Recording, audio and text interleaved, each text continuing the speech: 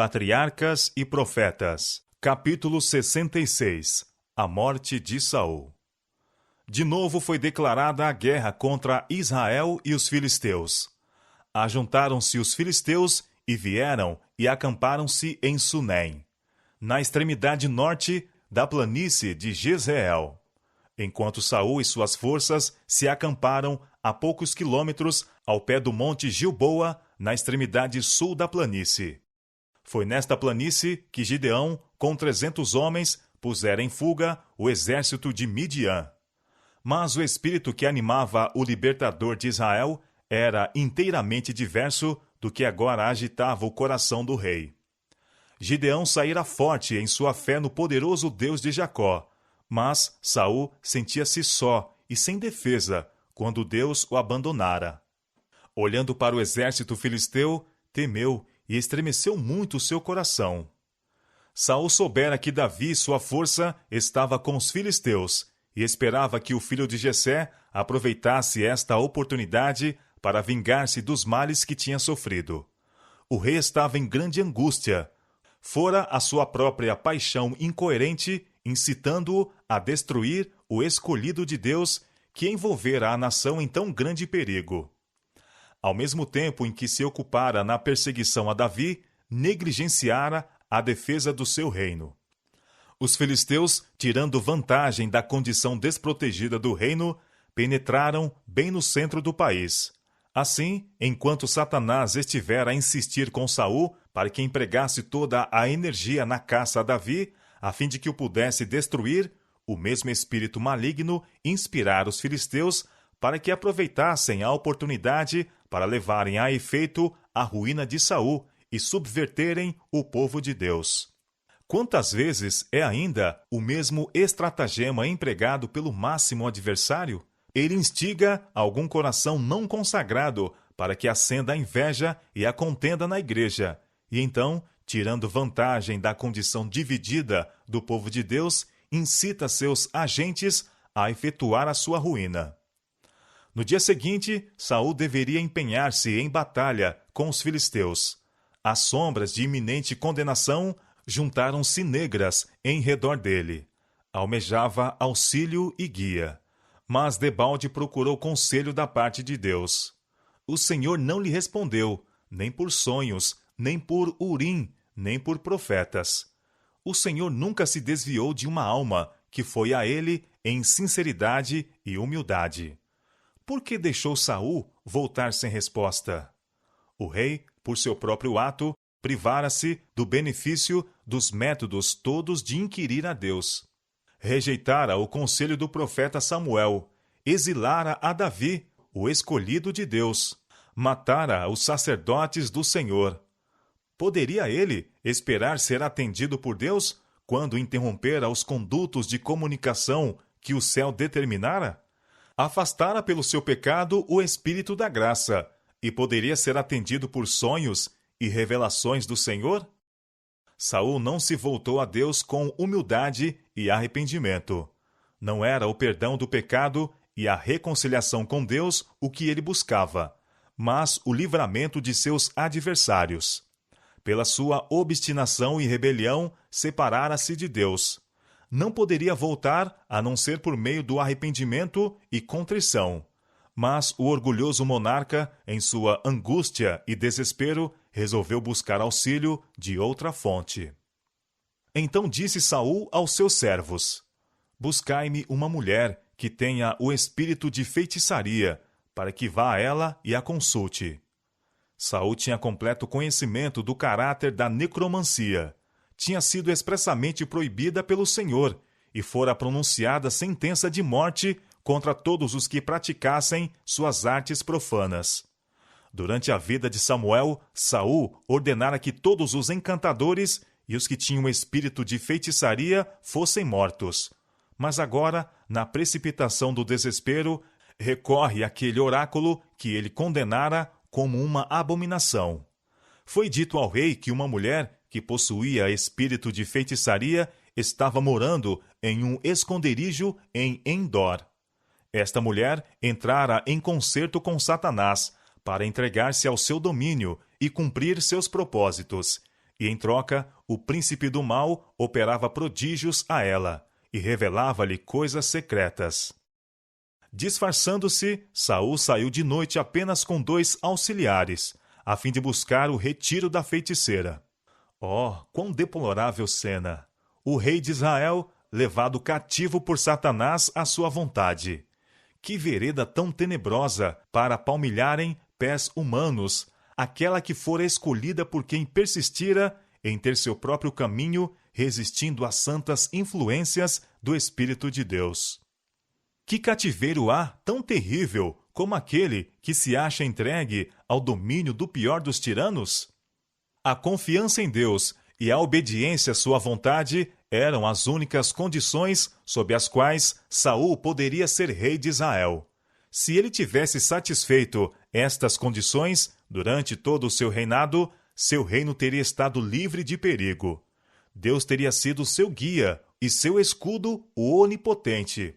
Deus tivera muita paciência com Saul, e embora sua rebelião e obstinação tivessem quase silenciado a voz divina na alma, havia ainda oportunidade para o arrependimento. Mas, quando em seu perigo se desviou de Deus para obter luz de um aliado de Satanás, rompera o último laço que o ligava ao seu Criador. Colocara-se completamente sob o domínio daquele poder diabólico que durante anos tinha exercido sobre ele e que o levara às bordas da destruição.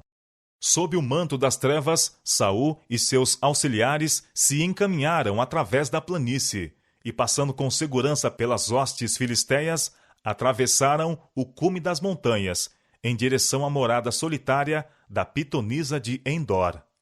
Ali, a mulher com espírito de feitiçaria escondera-se para que pudesse, secretamente, continuar com seus profanos encantamentos. Embora disfarçado como estava, a alta estatura e porte real de Saul declararam que ele não era um soldado comum. A mulher suspeitou que seu visitante era Saul, e seus ricos presentes fortaleceram-lhe as suspeitas. Ao seu pedido, peço-te que me adivinhes pelo espírito de feitiçaria e me faças subir a quem eu te disser. Respondeu a mulher. Eis aqui, tu sabes o que Saul fez, como tem destruído da terra os adivinhos e os encantadores. Por que, pois, me armas um laço à minha vida para me fazer matar? Então Saul lhe jurou pelo Senhor, dizendo: Vive o Senhor, que nenhum mal te sobrevirá por isso. E quando ela disse: A quem te farei subir? Ele respondeu: A Samuel. Depois de praticar seus sortilégios, ela disse: Vejo deuses que sobem da terra. Vem subindo um homem ancião, e está envolto numa capa. Entendendo Saul que era Samuel, inclinou-se com o rosto em terra, e se prostrou. Não foi o santo profeta de Deus que veio com o poder dos encantamentos de uma pitonisa. Samuel não estava presente naquele antro de espíritos maus. A aparência sobrenatural apenas foi produzida pelo poder de Satanás. Ele poderia tão facilmente tomar a forma de Samuel como pôde tomar a de um anjo de luz quando tentou a Cristo no deserto. As primeiras palavras da mulher, sob o poder de seu encantamento, foram dirigidas ao rei. Por que me tens enganado? Pois tu mesmo és Saul. Assim, o primeiro ato do espírito mau, que personificou o profeta, foi comunicar-se secretamente com aquela ímpia mulher, para avisá-la do engano que fora praticado com ela. A mensagem a Saul do pretenso profeta foi: Por que me desinquietaste, fazendo-me subir? Então disse Saul: Muito angustiado estou, porque os filisteus guerreiam contra mim, e Deus se tem desviado de mim, e não me responde mais, nem pelo ministério dos profetas, nem por sonhos. Por isso te chamei a ti, para que me faças saber o que hei de fazer. Quando Samuel vivia, Saul desprezava seu conselho, e ressentira-se de suas reprovações. Agora, porém, na hora de sua angústia e calamidade, sentia que a guia do profeta era sua única esperança. E a fim de comunicar-se com o embaixador do céu, recorreu em vão ao mensageiro do inferno. Saul se colocara inteiramente no poder de Satanás, e agora aquele cujo único deleite em ocasionar miséria e destruição, prevaleceu-se da oportunidade para efetuar a ruína do infeliz rei. Em resposta ao agoniado rogo de Saul, veio a terrível mensagem, que pretendia-se provinha dos lábios de Samuel. Por que, pois, a mim me perguntas, visto que o Senhor te tem desamparado e se tem feito teu inimigo? Porque o Senhor tem feito para contigo como pela minha boca te disse, e tem rasgado o reino da tua mão, e o tem dado ao teu companheiro Davi. Como tu não deste ouvidos à voz do Senhor, e não executaste o fervor da sua ira contra Amaleque, por isso o Senhor te fez hoje isto. E o Senhor entregará também a Israel contigo na mão dos filisteus. Em toda a sua conduta de rebelião, Saul fora lisonjeado e iludido por Satanás. É obra do tentador fazer do pecado coisa insignificante, tornar o caminho da transgressão fácil e convidativo, cegar a mente às advertências e ameaças do Senhor. Satanás, pelo seu poder sedutor, levara Saul a justificar-se em desafio às reprovações e advertências de Samuel. Mas agora, em sua situação extrema, voltou-se a ele, apresentando a enormidade de seu pecado e a desesperança de perdão para que o aguilhoasse até o ponto de chegar ao desespero. Nada poderia ter sido melhor escolhido para lhe destruir o ânimo e confundir o juízo, ou para o impelir ao desespero e destruição de si mesmo. Saul estava debilitado pelo cansaço e jejum, estava aterrorizado e com a consciência ferida. Caindo a terrível predição aos seus ouvidos, o corpo cambaleou como um carvalho diante da tempestade, e caiu prostrado por terra. A bruxa encheu-se de espanto. O rei de Israel jazia perante ela como morto. Caso ele perecesse em seu retiro, quais seriam as consequências para ela? Suplicou-lhe que se levantasse e tomasse alimento, insistindo que, visto haver corrido perigo de vida, para lhe satisfazer o desejo, deveria ele ceder ao seu pedido, para a preservação de sua própria vida. Rogando-lhe o mesmo seus servos, Saul cedeu finalmente, e a mulher pôs diante dele a bezerra cevada e bolos asmos preparados à pressa. Que cena! Na rústica caverna da feiticeira, em que poucos momentos antes haviam ecoado palavras de condenação, na presença do mensageiro de Satanás, aquele que fora ungido por ordem de Deus como rei sobre Israel, sentava-se para comer, preparando-se para a luta mortífera do dia. Antes do romper do dia, voltou com seus auxiliares ao acampamento de Israel, para dispor-se ao conflito. Consultando aqueles espíritos das trevas, Saul destruíra a si mesmo. Opresso pelo terror do desespero, ser-lhe-ia impossível inspirar coragem ao seu exército. Separado da fonte de força, não poderia guiar as mentes de Israel a olharem a Deus como seu auxiliador. Assim, a predição de males operaria o seu próprio cumprimento. Na planície de Sunem e nas encostas do monte Gilboa, os exércitos de Israel e as hostes dos filisteus empenharam-se em combate mortal. Embora a cena terrível da caverna de Endor lhe tivesse repelido do coração toda a esperança, Saul combateu com arrojada bravura em favor de seu trono e de seu reino. Mas foi em vão. Os homens de Israel fugiram de diante dos filisteus e caíram atravessados na montanha de Gilboa. 3 bravos filhos do rei morreram ao seu lado. Os frecheiros apertaram Saul. Tinham visto seus soldados caírem em redor de si e seus filhos príncipes cortados pela espada. Ele próprio, estando ferido, não podia nem combater nem fugir. Escapar era impossível, e resolvido a não ser tomado vivo pelos filisteus, ordenou a seu pajem de armas: arranca tua espada e atravessa-me com ela. Recusando-se o homem a erguer a mão contra o ungido do Senhor, Saul tirou sua própria vida, lançando-se sobre a espada. Assim pereceu o primeiro rei de Israel, com crime de suicídio em sua alma. A vida fora-lhe um fracasso, e sucumbira com desonra e em desespero, porque pusera sua vontade própria e perversa contra a vontade de Deus. A notícia da derrota espalhou larga e extensamente, levando o terror a todo Israel. O povo fugia das cidades, e os filisteus tomavam posse destas, sem serem incomodados nisso. O reino de Saul, independente de Deus, se tinha quase mostrado a ruína de seu povo.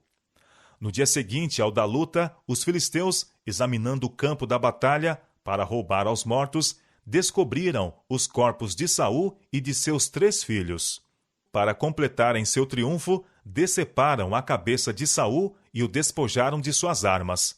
Então, a cabeça e a armadura, exalando o cheiro de sangue, foram enviadas ao país dos filisteus como troféu de vitória, a anunciá-lo no templo dos seus ídolos e entre o povo. A armadura finalmente foi posta no templo de Astarote, enquanto a cabeça foi fixa no templo de Dagom. Assim, a glória da vitória foi atribuída ao poder desses falsos deuses, e o nome de Jeová foi desonrado. Os cadáveres de Saul e seus filhos foram arrastados a Bet-San, cidade não distante de Gilboa, e próxima do rio Jordão. Ali foram suspensos com correntes para serem devorados pelas aves de rapina. Mas os bravos homens de Jabes Gileade, lembrando-se do livramento de sua cidade por Saul em seus primeiros e felizes anos, manifestaram agora sua gratidão, retirando os corpos do rei e dos príncipes e dando-lhes honrosa sepultura. Atravessando o Jordão à noite, tiraram o corpo de Saul e os corpos de seus filhos do muro de Bet-San. E vindo a Jabes, os queimaram e tomaram seus ossos e os sepultaram debaixo de um arvoredo em Jabes, e jejuaram 7 dias. Assim, a nobre ação, praticada 40 anos antes, assegurou a Saul e seus filhos o sepultamento por mãos ternas e piedosas, na hora tenebrosa da derrota e da desonra.